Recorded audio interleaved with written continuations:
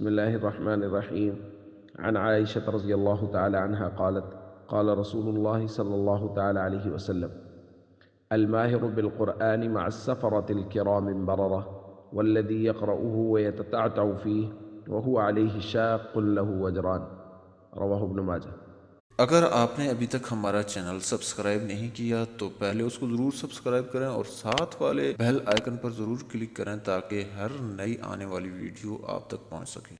نبی کریم صلی اللہ علیہ وسلم نے ارشاد فرمایا: قرآن کا ماہر یعنی قرآن کو خوبصورت پڑھنے والا وہ معزز، پاکیزہ اور برگزیدہ ذات کے ساتھ یعنی فرشتوں کے ساتھ ہوگا، اور وہ شخص جو قرآن پڑھتا ہے لیکن اٹک اٹک کے پڑھتا ہے، اس کی زبان پر جاری نہیں ہوتا اور وہ قرآن پڑھنا اس پر مشکل ہوتا ہے، اس کو اللہ تعالیٰ 2 اجر عنایت فرماتے ہیں۔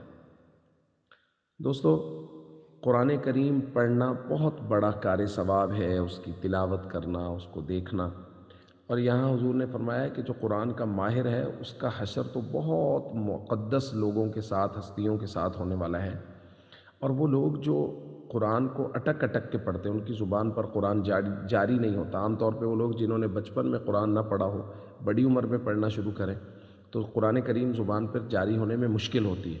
حضور کا یہاں فرمان ہے وَهُوَ عَلَيْهِ شَاقٌ، قرآن پڑھنا مشکل ہوتا ہے تو اللہ تعالیٰ ان کو 2 اجر نصیب فرماتے ہیں، ایک قرآن پڑھنے کا اجر اور ایک وہ جو قرآن پڑھنے میں وہ مشقت برداشت کر رہے اس کا اجر۔